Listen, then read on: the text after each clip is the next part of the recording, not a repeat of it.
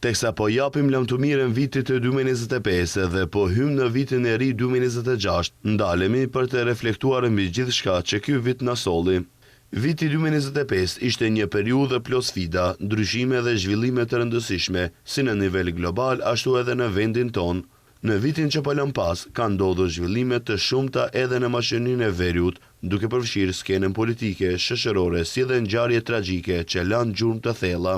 Në marsin e vitit të 2025, pikërisht atëherë kur pritej ardha e pranverës, kur rrezet e diellit fillojnë të shfaqen dhe parqet e malet të gjelbërohen, ndodhi ajo që askush nuk e kishte menduar, një nga tragjeditë më të rënda në Koçan, e cila tronditi gjithë vendin.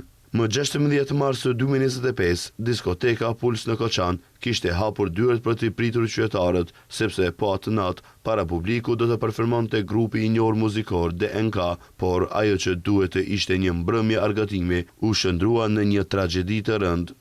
Diku rreth mesnatës, një zjarr i madh kishte shpërthyer papritur dhe për pak minuta ambienti i diskotekës u shndrua në kaos. Flakët dhe tymi, të cilat janë përhapur me shpejtësi, pa kursyer askënd para vetës, bëri që 62 persona të humbin jetën, shumica prej tyre të rinj, ndërsa rreth 200 persona të tjerë u lënduan. Tragjedia e Koçanit të tregoi qartë se jeta e njeriut është më e vlefshme se gjithçka tjetër. Të gjithë, pa dallim feje apo kombi, u solidarizuan me familjet e viktimave dhe shfaqen ndjenja të njëjta dhimbjeje.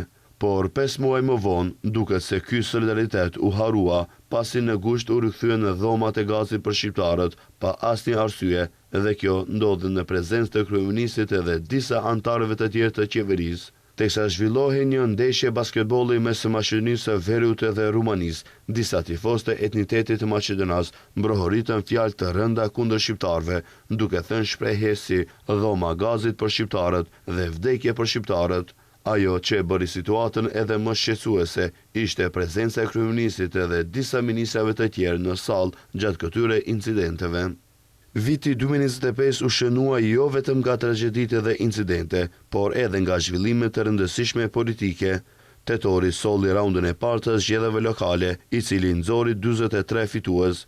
Në zgjedhjet e 19 tetorit, partia më e suksesshme ishte VMRO-DPMN me 33 komuna të fituara, që në rrethin e parë koalicioni Vlen fitoi 5 komuna, ndërsa LSDM dhe AKI nga 3 secila.